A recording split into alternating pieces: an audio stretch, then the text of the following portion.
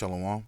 First and foremost, I'd like to give all praises, honor, and glory to Yahweh, Bahashem Yahushai, Bahashem Rakakodash. Double honor to the elders and the apostles, the great millstone that rule well. And peace and salutations to the elect of Israel. To you, I say Shalom. Lord willing, this blessing is edifying to the flock of Yahweh, Bahashem Yahushai. And this is Proverbs chapter 25, verse 28. He that hath no rule over his own spirit is like a city that is broken down and without walls. Right? Speaking about and to myself first and foremost, man, like having no rule over your spirit is a shameful thing at the end of the day, man. Not being able to control your emotions, to control your actions, to control the words that come out of your mouth, even though man's goings are of the Lord, and even we don't control our own words and thoughts at the end of the day, but that's really no excuse to conduct yourself in an ill-mannered behavior, man. All right. Proverbs 25:28. Once more, he that hath no rule over his own spirit is like a city that is broken down and without walls. All right. A city that has no walls, that is run down and broken down. Anybody could go into there and do whatever they want in there.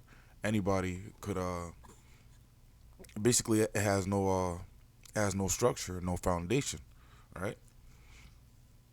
And being like that is a through way to be, man. All right.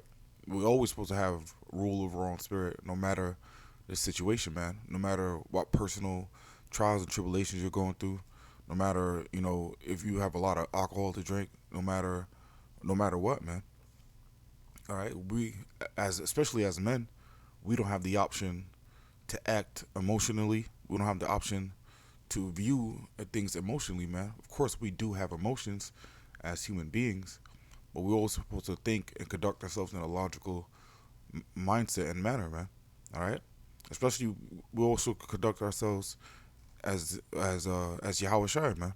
What would Yahweh Shai do if he was in certain situations that we are placed in, man? This is how we gotta conduct and act, man. All right, because he is the perfect example of how a man should be. All right. What if Yahweh Shai had no rule over his own spirit, man? All right. We gotta conduct ourselves accordingly, man. All right. The reason I'm bringing this out is because Jake was in his mirth a couple nights ago. He, had too much to drink, and the next day, because since I conducted myself in ill matter, I just felt through the whole next day, man. All right. It's a shameful thing not ruling over your own spirit, man. Proverbs 20:1. Wine is a mocker, strong drink is raging, and whosoever is deceived thereby is not wise. Right. You out there, with that liquid courage, you're being deceived by the alcohol, man. That's not wisdom, man. That's not moving in wisdom, man. And moving in wisdom is the best thing to do to preserve your life, man. All right, to prolong your days, you really should move with wisdom in all walks and facets of life, man. All right. This wisdom is here really to protect us, man. I believe Proverbs 1 says that, or Proverbs 6.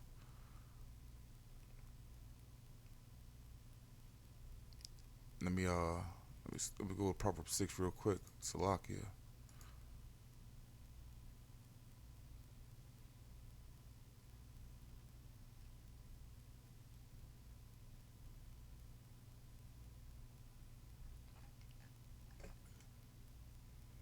Let me just go back on topic, Salakia. This is Sirach 31.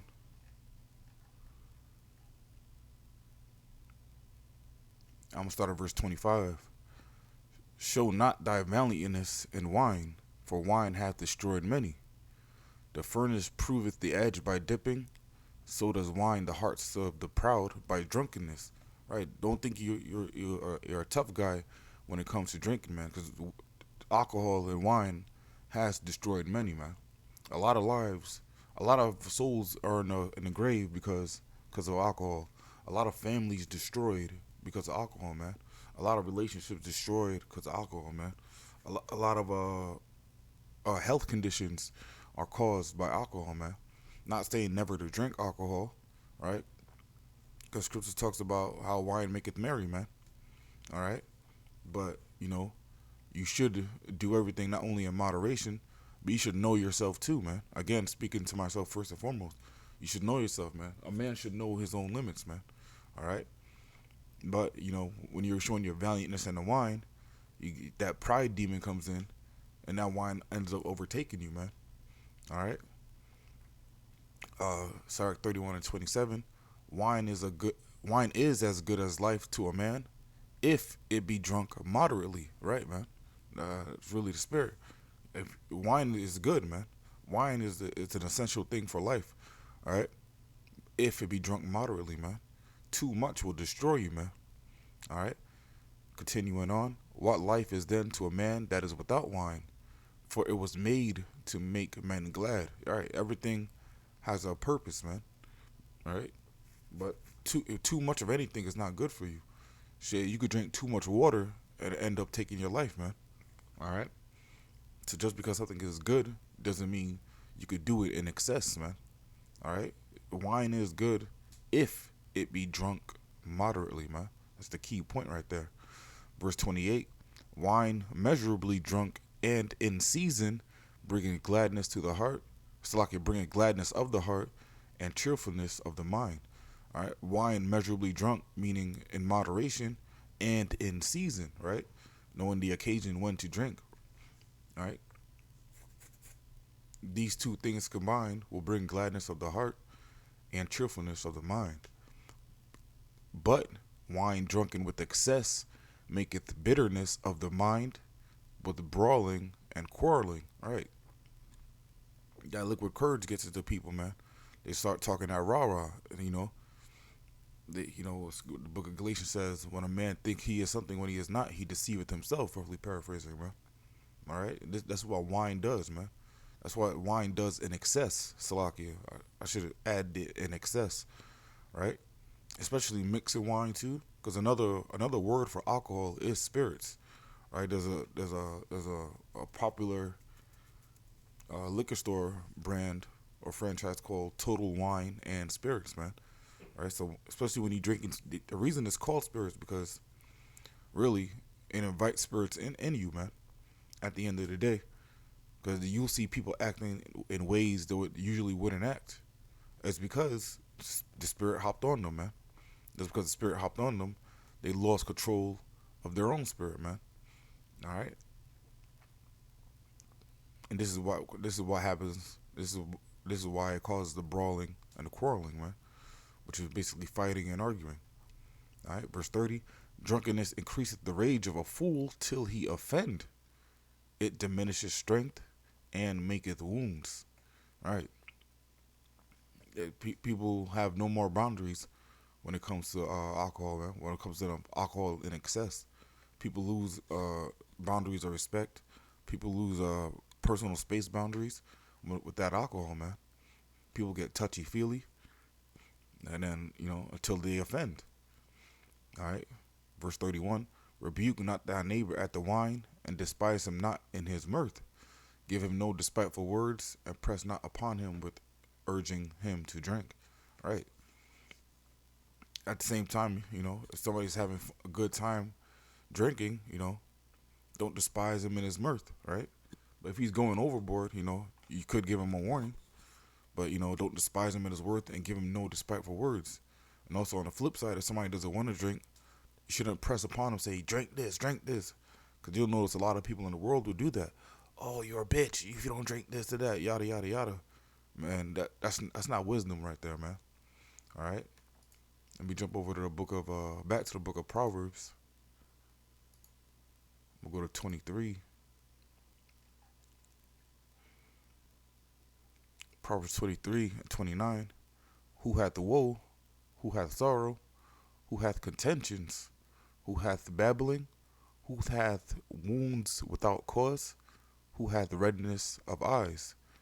They that tarry long at the wine, they that go to seek mixed wine, right?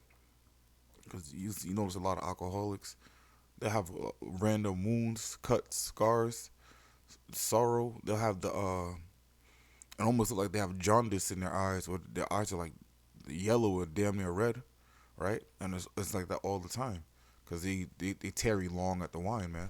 That's wine in excess, right? Verse 31. Look not thou upon the wine when it is red, when it giveth his color in the cup, when it moveth itself aright. At the last it biteth like a serpent and stingeth like an adder, right? Because at the end of the day, the wine is going to win, man. All right. So if you tarrying long at the wine, it's end up gonna sting in your ass and biting you, man. All right. Verse 33. Thine eyes shall behold strange women, and thine heart shall utter perverse things. Right. You'll have no more control over your own spirit. And this is why it's called beer goggles, because all women will start to look attractive, man. All right. You'll have no discernment between beauty and it's actually the spirit between beauty and you know, unattractiveness. Everything will become attractive to you when you drinking like that, man. That's why it's called beer goggles. You're not seeing or thinking correctly, and you're uttering and you're saying wild things to these women trying to get in their pants, man. All right, verse 34. Yea, thou shalt be as he that lieth down in the midst of the sea, or as he that lieth on the top of a mast. Right. You start staggering and stumbling. Any more everything starts rocking, man. And it's like you're constantly dizzy, man. All right, verse 35. They have stricken me, shalt thou say, and I was not sick.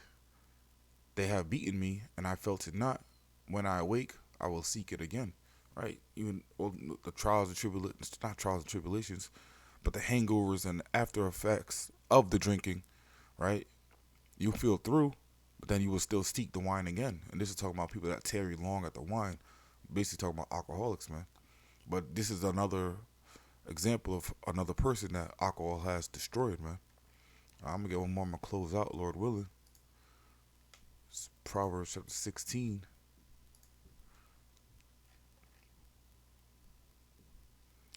Proverbs 16 and 32. He that is slow to anger is better than the mighty, and he that ruleth his spirit than he that taketh the city. Right? You constantly gotta rule your spirit, man. There's no excuse for not being in absolute control, man. And if you can't handle alcohol like that, right, then you shouldn't be drinking it anyway, man. All right, again, speaking to myself first and foremost. But I'm gonna close out with that, Lord willing. This lesson is edifying. Again, I want to give all praises, honor, and glory to Yahweh, Bahashem Yahweh Shai, Bahashem Kwakwadash. Double honors to the elders and the apostles, the great millstone at Ruel, and peace and salutations to the elect of Israel. Until next time, I want to say Shalom and Abad Babal.